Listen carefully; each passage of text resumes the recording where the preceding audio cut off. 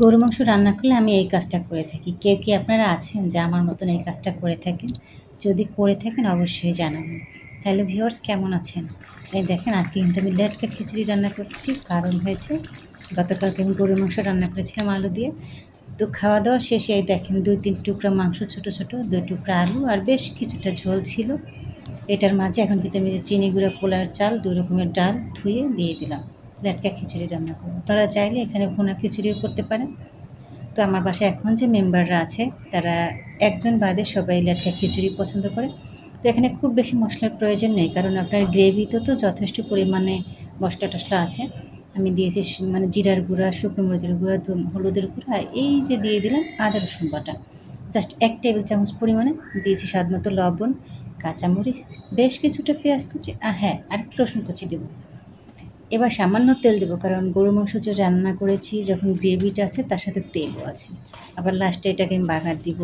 আপনারা চাইলে তেল নাও এখানে ব্যবহার করতে পারেন, পরে বাগার দিতে পারেন। আমি জাস্ট ১ টেবিল চামচ পরিমাণে দিয়ে খুব সুন্দরভাবে এই যে মশলার সাথে, ঝোলের সাথে, চাল ডাল খুব ভালোভাবে মিশিয়ে নিয়েছিলাম। আর পাশের চুলে কিন্তু আমি পানি গরম বসিয়ে দিয়েছিলাম। এই দেখেন একটু গরম পানি দিয়ে দিলাম। কারণ কি জানেন, গরম পানি দিলে এটা দ্রুত হয়ে যাবে।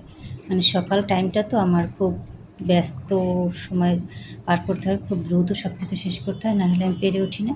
এই দেখেন বলক চলে আসছে। এটা পানিটা আপনাকে বুঝে দিতে হবে। আপনি যদি খুব মাখো মাখো খেতে চান তাহলে সেই অনুযায়ী দিতে হবে। যদি একটু তার চেয়ে একটু লাইটলি খেতে চান তাহলে আরও একটু পানি বেশি দিতে হবে।